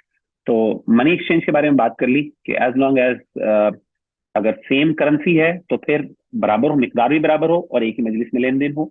और अगर फॉर एग्जांपल करेंसी कोई और है या फिर चांदी अगेंस्ट सिल्वर है या कोई और ऐसी चीज है जिसमें अंदर जिन्स बदल जाए, तो उलमा ने जो है वो डॉलर को और फॉर एग्जांपल सऊदी रियाल की के फर्क को जिन्स की फर्क तक ये नहीं कंसिडर किया। मैं बताना ये चाह रहा हूँ, ठीक है ना। कोई बंदा कह सकता है कि जी जिन्स तो एक ही है, अगर से किसी और मुल्क की करेंसी है, लेकिन जिन्स एक है। नहीं, उलमा ने डॉलर को अलग जिन्स करार दिया है और इस तरीके से रियाल को अलग करेंगे, इसी तरीके से रुपी को अलग जिन्स करार दिया और इस तरीके से उसको अलग जिन्स करार दिया, हालांकि दोनों करेंसी की डेफिनेशन के अंदर शामिल है, ठीक है।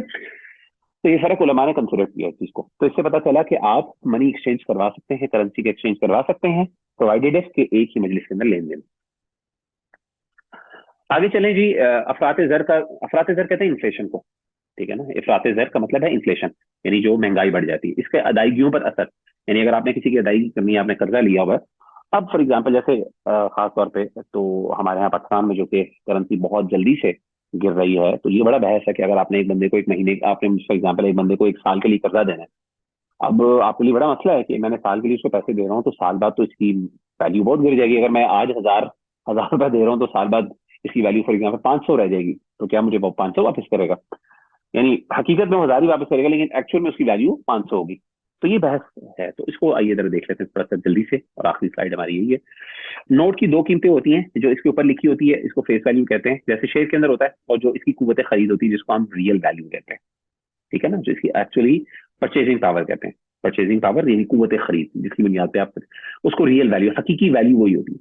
सवाल ये पैदा होता है कि अगर किसी शख्स के जिम्मे देन हो यानी कर्जा हो, तो वो कुछ मुद्दत के बाद रस्मी कीमत यानी फेस वैल्यू के मुताबिक कर्जा अदा करेगा या फिर हकीकी वैल्यू के मुताबिक। यानी फेस वैल्यू का मतलब है 1000, अगर फॉर एग्जांपल आपने 1000 का कर्जा दिया है, तो क्या साल बाद आप उससे 1000 ही लेंगे, 1000 का नोट ही लेंगे, या फिर एक्चुअल में जो उसकी वैल्यू होगी उस वक्त 1000 की, ये बात की बात है कि आप उसको उसकी वैल्यू को कैसे डिटरमिन करेंगे, जो फर्क आया उसको कैसे डिटरमिन करेंगे, ये अलग बहस है। इसका पूरा मैकेनिज्म एग्जिस्ट करता है, लेकिन ये बहस है पहले कि क्या आपको उसकी फेस वैल्यू, जो नोट जितने पैसे आपने दिए उसको बुनियाद बनाएंगे, या फिर आप एक्चुअली उसकी हकीकी वैल्यू को बुनियाद बनाएंगे, इस बारे में अख्तिलाफ है, ठीक है। अच्छा, नोट कर दिए जाएं तो ये दरअसल वो सोना। अच्छा, अब उलमा की मुख्तलिफ आरा हैं। पहली राय ये है कि नोट कर दिए जाएं तो ये दरअसल वो सोना कर दिया गया है जो इसकी पुश्त पर है, अब इस मकदार का सोना लेना इसका हक है। तो बाज़ उलमा ने कहा चूंकि नोट की बुनियाद सोना है, तो ऑब्वियसली जिनके नजदीक सोना है, अगेन मैंने आपको बताया था कि जो ये चीज बड़ी मैटर करती है कि इस नोट के पीछे क्या है, तो जिस आलिम के नजदीक, जिन उलमा के नजदीक इसके पीछे अभी भी सोना है, तो इसको अभी भी सोना समझते हैं, तो उनके नजदीक फिर आपको सोने की बुनियाद बनानी पड़ेगी। अगर फॉर एग्जाम्पल आपने 1000 रुपए दिए है, तो 1 साल बाद आप देखेंगे कि वो जो सोना 1000 का आता था उस वक्त, अब वो सोना कितने का आता है, तो उसके मुताबिक आपने देना, यानी हमने हकीकी वैल्यू को देना है, आपने फेस वैल्यू को बुनियाद नहीं बनाना। दूसरी राय है नोट की पुष्प पर सोना अगरचे नहीं है, लेकिन चूंकि पहले था इसलिए सोने का ही एतबार किया जाए, लिहाजा नोट का लेन देन सोने का लेन देन है। तो बाज़ उलमा ने कहा कि ऑब्वियसली ये बात दुरुस्त नहीं है, जो पहला पॉइंट है, पहली राय तो दुरुस्त नहीं, क्योंकि सोना एग्जिस्ट ही नहीं करता तो आप उसको फर्ज क्यों कर रहे हो। लेकिन दूसरे उलमा ने कहा कि हम मानते हैं कि वो नहीं एग्जिस्ट करता, पहले तो मानते ही है ना कि वो सोना एग्जिस्ट करता है, लेकिन वो बात दुरुस्त नहीं, वो अब वो पुरानी राय होगी, जाहिर है वो कहा कि राय पुरानी मौजूद है अभी, अब वो इंपॉर्टेंट राय नहीं है।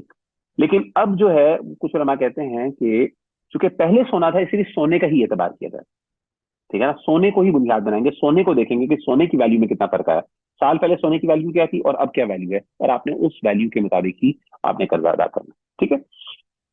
अदायगियों की, अच्छा तीसरी राय क्या है, अदायगियों की कीमत को अफरात जर के साथ व्यवस्था कीजिए। कुछ उलमा ने कहा कि आप सारी बातें छोड़ें, सोने को छोड़ें, क्योंकि सोने अब एग्जिस्ट ही नहीं करता तो आप फर्क क्यों कर रहे हैं। आप ऐसा करें, आप इन्फ्लेशन को डाल दें, और इन्फ्लेशन जो है वो हुकूमत कैलकुलेट करती है। ये अलग बहस है कि इन्फ्लेशन को कैलकुलेट करने का जरिया क्या वो एक्यूरेट है, 100% एक्यूरेट तो नहीं है ऑब्वियसली, बड़ा मुश्किल है उसको एक्यूरेट करना, लेकिन उसके कुछ मैकेनिज्म बहरहाल इकोनॉमिक्स के अंदर एग्जिस्ट करता है, ठीक है ना, इंडेक्सेशन जिसको हम कहते हैं। तो उसके पीछे बुनियाद पर वो क्या करते हैं कि उसको जो है ना वो कैलकुलेट किया जाता है। फाइनेंस के जो स्टूडेंट्स हैं खासतौर पर उनको इस बात का, और इकोनॉमिक्स के स्टूडेंट्स के बारे में उनको भी पता होगा इस बात का, तो वो किस तरीके से कैलकुलेट की जाती है। एक नंबर ऑफ फैक्टर्स होते हैं जिसके जरिए वो मुख्तलिफ मामला के जरिए मुख्तलिफ तरीकों के जरिए उसको कैलकुलेट किया जाता है। यानी जैसे कहते हैं ना, जैसे आपको इन्फ्लेशन रेट जिसे हम कहते हैं, तो वो क्या कहते हैं, वो कहते हैं कोई बात नहीं, सिंपल आप क्या करें कि इन्फ्लेशन रेट डाल दें इसके अंदर, जितनी इन्फ्लेशन बढ़ी है, मिसाल के तौर पर 10% बढ़ी है, तो आप ऐसा करें कि 10% उसको पैसे ज्यादा दे दें वापस करने के वक्त। यानी अगर मिसाल के तौर पर 1,000 थी, तो अब उसकी हकीकी वैल्यू चूंकि 1,000, यानी अब हकीकी वैल्यू जो है उसकी कम होगी, डी वैल्यू हो गया पैसा, तो उसको क्या करना चाहिए कि उसको अब उसको 1,010 वापस करना चाहिए, क्योंकि अब उसकी 10% वैल्यू बढ़ गई है, 100 रुपए उसने खर्च पे, अब 110 रुपए उसको वापस करने चाहिए। अच्छा जी, बस इसको मुकम्मल करते हैं इंशाल्लाह। तो मिसाल के तौर पे अगर एक बंदे ने 100 रुपए कर्ज दिया था, तो अब वो 100 रुपए जो है, अब 10% अगर इन्फ्लेशन हुई है, तो अब वो क्या करेगा साल बाद, अगर सिर्फ 10% एक साल में इन्फ्लेशन हुई है, तो क्या करेगा साल बाद वो 110 रुपए वापस ले सकता है। ये अ, सूद में नहीं आएगा, क्योंकि अब वो एक्चुअल में वैल्यू, हाँ उससे ऊपर 110 से ऊपर जो लेगा वो सूद में आएगा। तो ये इन उलमा की राय है, ठीक है। तो बहरहाल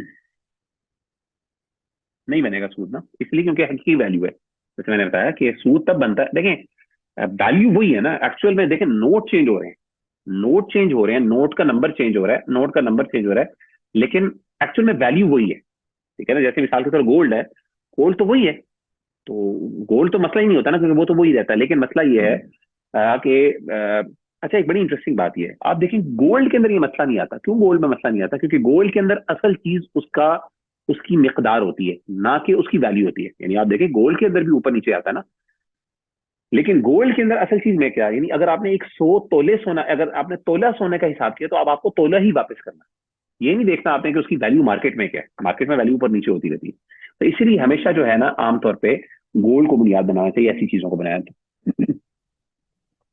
बहरहाल, तो कहने का मतलब है ये राय कुछ उलमा की एग्जिस्ट करती है, जो कहते हैं कि अफरात जर जो है उसका हिसाब, इफरात जर जो है, जो इन्फ्लेशन है उसको ऐड किया जाए, ठीक है ना, क्योंकि हकीकत में उस चीज की अब एक 1,000 रुपए जो आपने दिया था, वो अब हकीकत में 1,000 रुपए नहीं है, बल्कि क्या है, बोल रहा है। अच्छा ये राय कुछ उलमा ने दी है, तो इसमें कुछ ना एतराजात हैं। एक एतराज तो ये बनता है कि देखें बात ये है कि अ, जो है फॉर एग्जाम्पल वो कहते हैं जी देखें इस बंदे के साथ ज्यादती है, जिस बंदे को अब पैसे कम मिल रहे हैं वापस, हालांकि उसने तो पहले 1,000 रुपए दिए थे। तो उस पर जवाब ये है कि फॉर एग्जाम्पल क्या ऐसा होगा कि अगर उल्ट हो जाए, यानी अगर वैल्यू अप्रिशिएट हो जाए, यानी एक करेंसी स्ट्रांग हो जाए, तो क्या आप ये कहेंगे कि अब मुझे करेंसी वापस होते तो होना तो ये चाहिए, फिर तुम्हें पैसे भी कम लेने चाहिए, ठीक है ना। तो फिर तो अप्रिसिएशन का जो है ना उसका अगर अगर करेंसी वीक होती है तो तब तुम ज्यादा पैसे ले रहे हो, तो जब करेंसी स्ट्रांग होती है तो उस टाइम तुम्हें पैसे भी कम लेने चाहिए। और ऐसा होता है, आपको पता है डॉलर खासतौर पे बहुत ऊपर नीचे जाता है। हमारे यहाँ आमतौर पे अब ज्यादा जवाल ही आ रहा है ओवरऑल, लेकिन कई दफा ऊपर नीचे थोड़ा बहुत फर्क पड़ जाता है। तो अब एक बंदे ने जो फर्क डाला है, तो क्या आप उसको कंसिडर करोगे? तो अगर आप कहते हो कि हाँ, आमतौर पर ऐसा नहीं होता, आमतौर पर वो कहते हैं जब नुकसान हो तभी आप करें, वरना फायदा होता है तो उस टाइम आप नहीं करते। तो या तो अगर आप कहोगे जी नहीं, हाँ दोनों हालत में होगा। इसी तरीके से और भी कुछ टेक्निकल चीजें इसके अंदर एसोसिएटेड है। तो शरीयत एतबार से मेरी नजर में ये बात ठीक नहीं है इन्फ्लेशन रेट को, लेकिन कुछ उलमा ने राय दी। आगे चलते हैं जी, आखिरी राय क्या है, मौजूदा कीमत के मुताबिक अदा की जाए, एहतियाती पहलू यही है। अलबत्ता बेहतर है कि कर्ज का लेन देन किसी और चीज की बुनियाद पर रख लिया जाए, खासकर जबकि असरात ज़र्फ में तेजी से तब्दीली वाक़ हो रही हो। तो आखिरी राय जो सबसे बेहतर वो ये लगती है, और एहतियाती पहलू है और जो अहनाफ की राय है, मैं समझता हूँ ये एक मुख्तार पहलू है, और वो ये है अहनाफ की कि जो पैसे दिए हैं उतने ही वापस लिए जाए, ठीक है ना। अब क्यों, उन्होंने कहा कि जो जो तब्दीली वाकई हो रही है, जो इन्फ्लेशन का ऊंच नीच हो रहा है, तो ये किसी का कसूर तो नहीं है, ये उस बंदे का कसूर तो नहीं है, तो आप उस पर क्यों बोझ डाल रहे हैं, ठीक है। हाँ, दूसरी बात ये है कि जब आपने कर्ज दिया था बुनियादी तौर पे, तो आपने कर्ज किस बुनियाद पे दिया है, किसी के साथ नेकी करने के लिए दिया ना, तो ये नेकी की कॉस्ट पे आप पे करें, अल्लाह ताला से अजर लें, ठीक है। इसके साथ साथ तो ये भी कहते हैं कि और भी उनकी कुछ आरा हैं और उसके बारे में, इसके हक में दलाइल हैं। तो वो ये कहते हैं कि इंसान को चाहिए कि वो क्या करे, कि वो जो फेस वैल्यू है उसकी बुनियाद पे ही करे। 1000 रुपए का मतलब है 1000 रुपए ही वापस ले, बेशक उसकी वैल्यू ऊपर नीचे हो जाए जो मर्जी। आगे कुछ उलमा उससे इख्तिलाफ भी करते हैं। तो अगर कोई बंदा का दिल मुतमईन, किसी बंदे का दिल मुतमईन नहीं होता, एहतियाती पहलू यही है ना कि आपने मार्केट वैल्यू पे किया, और उस हवाले से वो कुछ जो है कुछ आसार भी उनके पास हैं। गालिबन सैयदना अब्दुल्लाह बिन उमर रज़ी अल्लाह तआला, मैंने उसका उस असर का जो है उसकी जो वैलिडिटी है या ऑथेंटिसिटी, उसको मैं नहीं चेक कर सका, इसलिए मैंने आपको शुरू में जिक्र नहीं की। बात मैं बता देता हूँ कि उसके अंदर ये था कि सैयदना अब्दुल्लाह बिन उमर जो थे वो क्या कहते थे कि वो ना ट्रेड करते थे ऊंटों की। तो जब ऊंटों की ट्रेड करते थे तो वो क्या करते थे, तो वो करेंसी जो है ना वो चेंज कर लिया करते थे, और मौजूदा दौर में मिसाल के तौर पे, और फॉर एग्जांपल जैसे कैसे कहते हैं ना, यानी लेट पेमेंट सारा होती थी, तो वो फिर करंट जो वैल्यू होती थी उसके मुताबिक वो ले लिया करते थे। बहरहाल तो उससे उन्होंने कुछ दलाइल निकाले कि जो करंट वैल्यू है उसके हवाले से कर्जे की बै हो अगर फॉर एग्जांपल, तो आप जो है ना करंट वैल्यू पे हिसाब रखेंगे, आप ये नहीं देखेंगे कि इन्फ्लेशन कितनी बड़ी है, उसको नहीं ऐड करेंगे। तो कोई बंदा अगर मोहतात रहना चाहता है तो जाहिर है एहतियाती पहलू यही है। बाकी अगर कोई बंदे का दिल मुतमईन नहीं होता, वो कहता है जी मेरी मुश्किल है, कि खास तौर पे जबकि बहुत ज्यादा इन्फ्लेशन तेजी से हो रही हो, जैसे कि एक साल के अंदर आपको कितना 40% मेरे ख्याल है पाकिस्तान में भी 45% इन्फ्लेशन हुई है एकदम एक साल के अंदर, जो यानी तारीखी तौर पे कभी इस तरह नहीं हुआ, अल्लाह माफ करे। तो अब इस तरह के मामला में अगर एक बंदा जो बेचारा वो कहे कि जी मैं कर्जा दूं तो कहीं मैं मेरे लिए मुश्किल ना हो जाए वापस बाद में, तो हाँ उसको चाहिए कि वो क्या करे कि वो गोल्ड को बुनियाद बना दे, कहे कि मैं गोल्ड तुम्हें दे रहा हूँ, मैं तुम्हें पैसे नहीं दे रहा, तुम इतना गोल्ड है और तुम मुझे गोल्ड ही वापस करना है। तो वो इस तरह बुनियाद बना ले, ये उलमा ने कुछ आप समझ लें किस्म का रास्ता निकाला है, तो उससे ये आसान होगा। कोई स्टेबल चीज हो उसको बुनियाद बना लें जिसकी इंट्रिंसिक वैल्यू हो, ताकि आप इंसान उसमें अपने आप को बचा सके। बहरहाल अगर कोई नहीं करता तो उसको चाहिए कि वो इसके मुताबिक ही करे। तो ये मुख्तलिफ राय हैं उलमा की, ये मेरी राय है, अगेन आप इससे इख्तलाफ नहीं कर सकते हैं, और आप इसमें मजीद पढ़ें इंशाल्लाह, इसमें मजीद दलाइल, तरफैन के दलाइल आप पढ़े, मुख्तलिफ उलमा ने मुख्तलिफ दलाइल दिए हैं। तो मुफ्ती तकी उस्मानी साहब की भी राय, ये आखिरी वाली राय है अहनाफ की, वो कहते हैं कि हमें इस पे करना चाहिए, हमें जो है इन्फ्लेशन को ऐड नहीं करना चाहिए इसके अंदर। बहरहाल वल्लाहु तआला आलम, ये है आज का सबक।